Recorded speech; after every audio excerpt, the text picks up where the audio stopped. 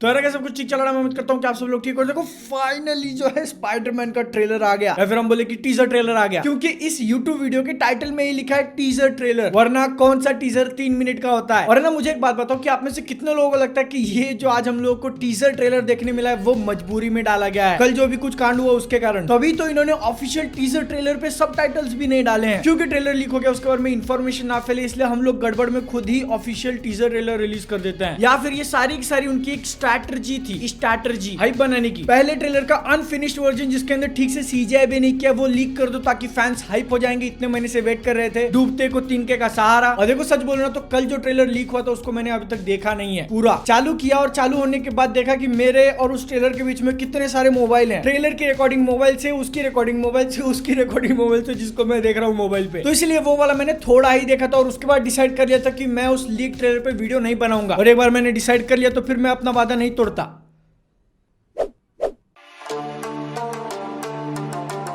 तो देखो हम लोगों को स्पाइडरमैन की जो लास्ट मूवी देखने मिली थी, स्पाइडरमैन फार फ्रॉम होम या फार अवे फ्रॉम होम था, याद नहीं यार, बहुत ज्यादा टाइम निकल चुका है और उसके आने के बाद से तो मतलब पूरी दुनिया की लग चुकी है। तो वो जो स्पाइडरमैन की लास्ट मूवी हमने देखी थी उसके एंड में पीटर पार्कर की लाइफ झंड हो चुकी है, ठीक जैसे हमारी हुई थी, हमारी भी झंड उसकी भी झंड। लास्ट मूवी के अंदर मिस्टीरियो नाम के जो भाई साहब थे वो जाते जाते स्पाइडरमैन की मार के गए थे। ये एक्शन करना ठीक होगा कि नहीं यूट्यूब सॉरी। और वो मूवी जब आई थी 2019 में, तब लोगों ने स्पेकुलेशन लगाए थे कि अब सबको पता चल चुका है कि पीटर पार्कर ही स्पाइडरमैन है, गंगाधर ही शक्तिमान है। लेकिन जितना सोचा और एंटीसिपेट किया था उससे ज्यादा लगी पड़ी है स्पाइडरमैन की। सिर्फ उसकी पहचान ही लीक नहीं हुई, सारे लोगों को पता नहीं चल गया, बल्कि उसके ऊपर केस भी हो गया है। और आपको तो पता है कि हम केस से कितना डरते हैं। पुलिस वाला केस पीटर पार्कर के ऊपर हुआ है, क्योंकि जिन ड्रोन से मिस्टीरियो मरा था वो ड्रोन टोनी स्टार्क ने पीटर पार्कर को दिए थे। टोनी को लगा था कि ये बच्चा है, खेलेगा। टोनी को थोड़ी पता था कि मिस्टीरियो ऐसे फैलेगा।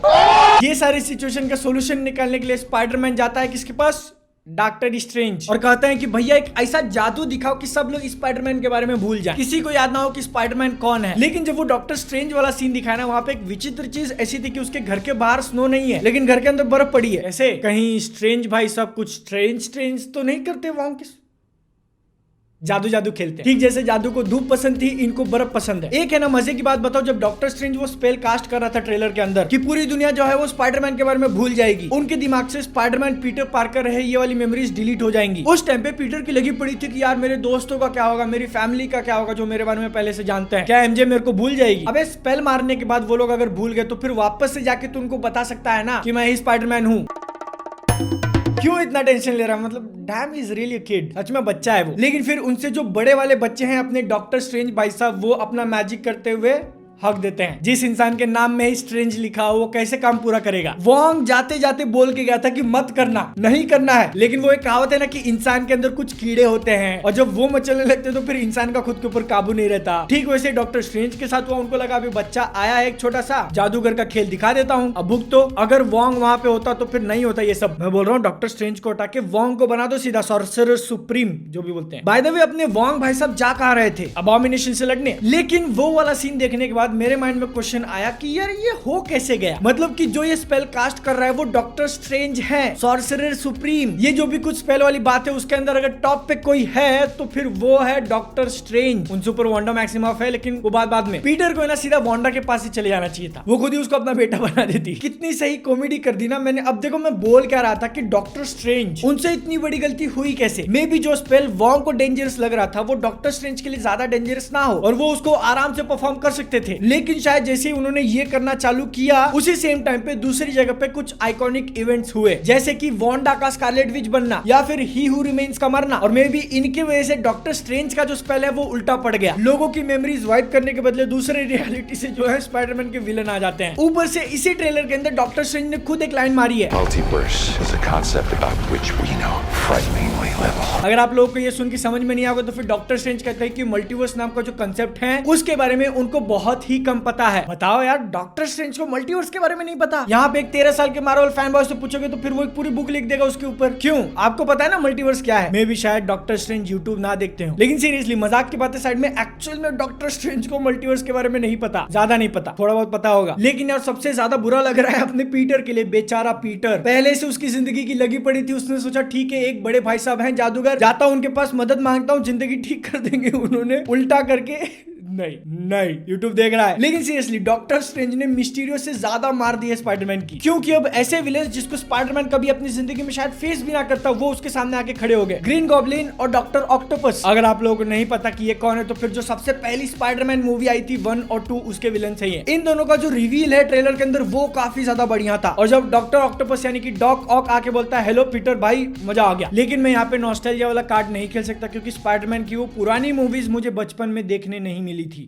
#गरीब। लेकिन है ना, देखो हम लोगों को तो ये बात पहले से पता थी कि ये जो टॉम हॉलैंड वाली 3rd स्पाइडरमैन मूवी आने वाली है उसके अंदर हम लोगों को डॉक्टर ऑक्टोपस और ग्रीन गॉब्लिन देखने मिलेंगे। उनके जो एक्टर्स हैं उन्होंने खुद कंफर्म किया था, तो यहाँ पे मतलब ऐसे बहुत ज्यादा बड़ा सरप्राइज भी नहीं लगा है। और मतलब कि ट्रेलर के अंदर जो दिखा है वो अच्छा तो है, लेकिन बहुत सारी डिटेल्स मूवी के बारे में उन्होंने छुपा ली हैं। लेकिन अगर आप लोगों ने ट्रेलर थोड़ा ध्यान से देखा होगा तो फिर आप लोगों के माइंड में क्वेश्चन आना चाहिए कि ये जो भाई साहब हैं वो पीटर पार्कर को कैसे जानते हैं, ये रियलिटी वाले स्पाइडरमैन को कैसे जानते हैं। Hint hint. वेल, इस क्वेश्चन का एकदम सीधा सीधा आंसर निकलता है कि ये महाशय पीटर पार्कर को सब लोग जानते हैं। उनकी आइडेंटिटी जो है वो लिटरली रिवील कर दी है पूरी दुनिया के सामने। तो फिर डॉक ऑक या फिर ग्रीन गॉब्लिन जो भी लोग आए हैं सामने, एक दिन भी उन्होंने टीवी खोल के देखा या फिर रोड पे गए, दिख जाएगा भाई स्पाइडरमैन कौन है। और नहीं देखा तो फिर जे जोना जेनसन उनके घर पे आके उनके मुंह पे ऐसा चिपका के जाएंगे कि ये है स्पाइडरमैन। देखो इस वाले ट्रेलर के अंदर उनका जो फेस है उसके ऊपर जो सीजी है वो अच्छी लग रही है। तुम्हें भी है ना इस बात की पॉसिबिलिटी बन जाती है कि स्पाइडरमैन की 3rd मूवी के अंदर हम लोगों को जो डॉक ऑक देखने मिलेगा वो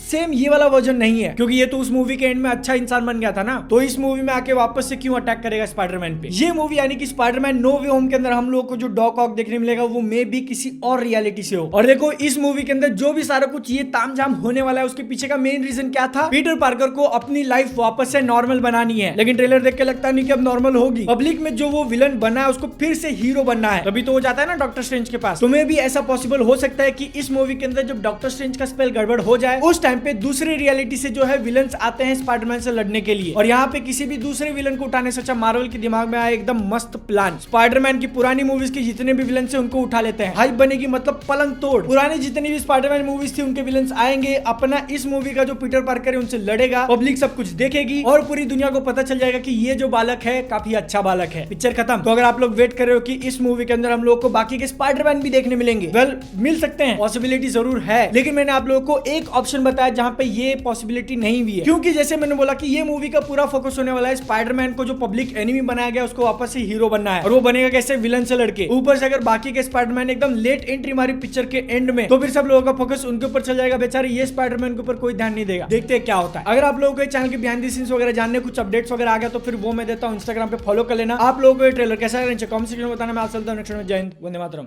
और एक बार मैंने डिसाइड कर लिया तो फिर मैं अपना वादा नहीं तोड़ता। क्या एक्सप्लेन बनेगा रे तू, ये मत डालना, ये मत डालना, मजाक में बोला है, ठीक है।